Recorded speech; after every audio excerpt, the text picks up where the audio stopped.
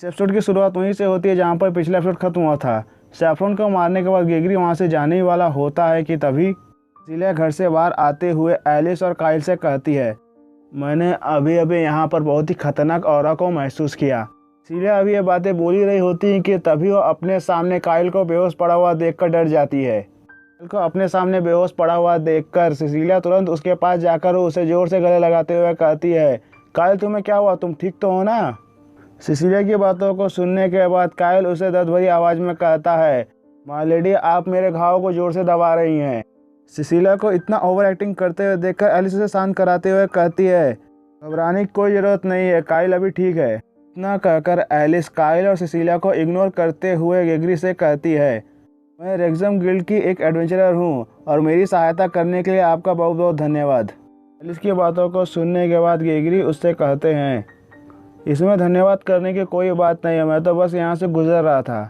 अरे हाँ, तुमने अभी कहा कि तुम रेक्सम से हो, तो मुझे बताओ कि लिटिल टाइलर कैसा है। गिल्ड मास्टर बनने के बाद वो मुझसे मिलने यहाँ पर नहीं आया। गेगरी की बातों को सुनने के बाद एलिस उनसे कहती है, गिल्ड मास्टर टाइलर ठीक है।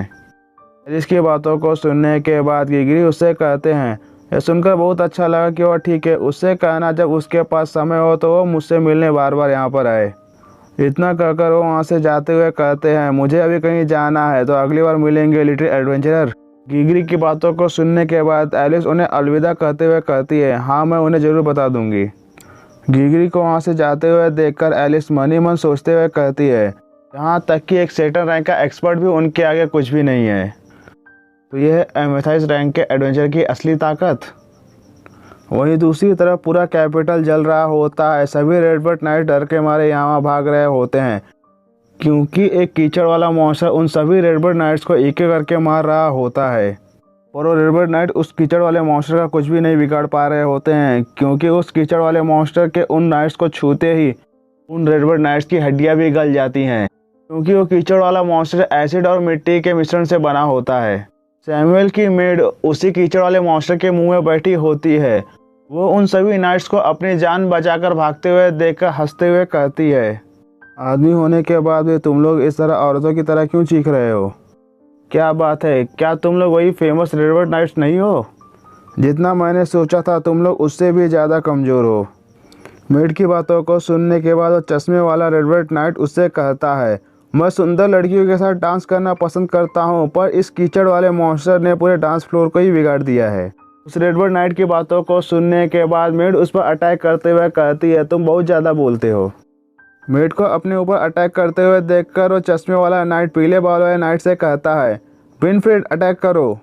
चश्मे वाले रेडबर्ड नाइट की बातों को सुनने के बाद विनफ्रेड एक किताब में से मंत्र पढ़ते हुए कहता है, हे महान धरती, हमें अपनी शक्ति दिखाओ। इतना कहकर वो अपने हाथ को जोर से ज़मीन पर रख देता है। विनफ्रेड के ज़मीन पर हाथ रखते ही ज़मीन से बड़े बड़े ब्लॉक्स बाहर निकलने लगते हैं। उन ब्लॉक की मदद से विनफ्रेड उस कीचड़ वाले मॉन्स्टर को एक ही जगह पर रोक देता है। उस मॉन्स्टर को एक ही जगह पर रुका हुआ देखकर वो चश्मे वाला रेडबर्ड नाइट मेड से कहता है, हमें ज़्यादा कम आंकने की गलती मत करना। इतना कहकर वो तेज़ी से मॉन्स्टर के पास जाता है और उसके टुकड़े टुकड़े कर देता है।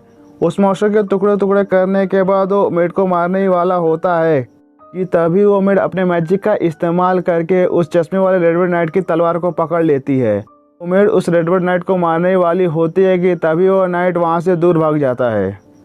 उस रेडबर्ड नाइट को वहाँ से भागते हुए देखकर वो मेड उससे कहती है, तुम्ही ने तो अभी कहा था कि तुम मेरे साथ डांस करना चाहते हो, तो तुम मुझसे दूर क्यों भाग रहे हो? इतना कहने के बाद मेड अपने मैजिक का इस्तेमाल करके उस मॉन्स्टर को फिर से एक बार बना देती है। उस मॉन्स्टर को फिर से अपने आकार में आते हुए देखकर विनफ्रेड फिर से अपने मैजिक का इस्तेमाल करके उस कीचड़ वाले मॉन्स्टर पर पत्थरों की बारिश कर देता है। वो उस मॉन्स्टर पर इतने पत्थर गिराता है कि वो मॉन्स्टर उसी पत्थरों के नीचे दब जाता है।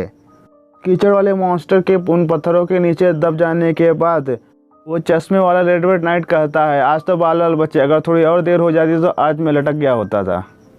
उस चश्मे वाले रेडबर्ड नाइट की बातों को सुनने के बाद विनफ्रेड कहता है, एक बार जब हमने समर को हरा दिया तो ये सब खत्म हो जाएगा। अभी वो दोनों नाइट चैन के सांस ले ही रहे होते हैं कि तभी वो कीचड़ वाला मॉन्स्टर जिन पत्थरों के नीचे दबा होता है उन पत्थरों को भी निगल जाता है।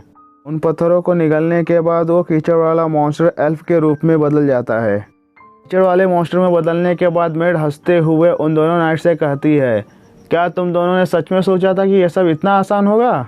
मीट की बातों को सुनने के बाद वो चश्मे वाला नाइट अपने चश्मे को ठीक करते हुए बेनिफिट से कहता है, हमें इसे अपनी असली ताकत दिखानी होगी। अपने साथी नाइट की बातों को सुनने के बाद बेनिफिट हामी भरते हुए उन दोनों पर बूस्ट मैजिक कास्ट कर देता है।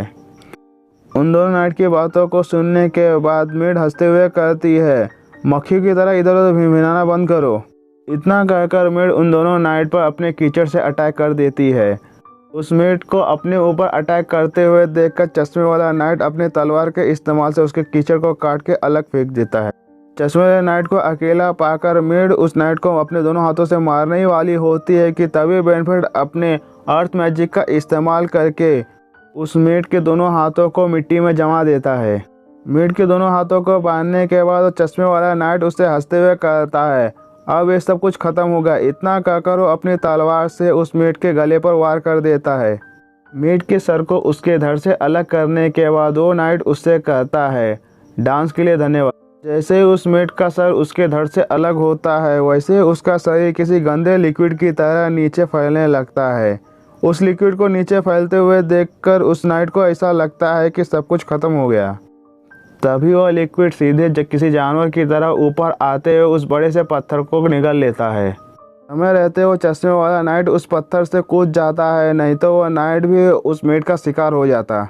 अपनी मौत को इतने करीब से देखने के बाद वो चश्मे वाला नाइट कहता है, मैं फिर से बाल बाल बच गया। चश्मे वाले नाइट की बातों को सुनने के बाद बेनिफिट उससे कहता है, अब इस मॉन्स्टर को सिर्फ काटने से ही काम नहीं चलेगा। नाइट्स की बातों को सुनने के बाद मीट हंसते हुए कहती है, इस तरह के मामूली अटैक्स मेरा बाल भी बांका नहीं कर सकते। मीट की बातों को सुनने के बाद चश्मे वाला नाइट बेनिफिट से कहता है, हमें इसके पूरे शरीर को एक ही झटके में ख़त्म करने की ज़रूरत है। चश्मे वाले नाइट की बातों को सुनने के बाद बेनिफिट उससे कहता है, इस मॉन्स्टर के पूरे शरीर को एक ही बार में ख़त्म करना हमारे लिए बहुत ही कठिन होगा। वो दोनों नाइट्स अभी बात कर ही रहे होते हैं कि तभी उन दोनों को एक रौबदार आवाज़ सुनाई देती है, तुम दोनों समय क्यों बर्बाद कर रहे हो। ऐसे ही वो दोनों उस आवाज़ की तरफ देखते हैं तो वो दोनों आसमान में एक बहुत बड़े पंछी को उड़ते हुए देखते हैं। उस पंछी के ऊपर से लेडी मैकफील्ड कूदकर उन दोनों के पास आ जाती हैं। उन दोनों नाइट्स को यूँ समय बर्बाद करते हुए देखकर लेडी मैकफील्ड उन दोनों से कहती है, हमें इसे जल्द से जल्द किसी भी कीमत में मारना होगा। मूर्खों की तरह चारों तरफ खेलना बंद करो। लेडी मैकफील्ड की बातों को सुनने के बाद बेनिफिट उनसे माफ़ी मांगते हुए उनसे कहता है, देरी के लिए मैं माफ़ी चाहता हूँ, पर हमारे सामने जो दुश्मन खड़ा है उसे ख़त्म करना इतना भी आसान नहीं है। बेनिफिट की बातों को सुनने के बाद लेडी मैकफील्ड मीट की तरफ देखते हुए कहती है, क्या तुम इस क्रीचर की बात कर रहे हो? लेडी मैकफील्ड को वहाँ पर देखकर मीट उनसे हंसते हुए कहती है, आखिरकार तुम यहाँ पर आ ही गई। इसके बाद ये एपिसोड यहीं पर ख़त्म हो जाता है। अगर आप लोगों को हमारा वीडियो पसंद आया तो हमारे वीडियो को लाइक कीजिए और हमारे चैनल को सब्सक्राइब कीजिए। Thank you for watching.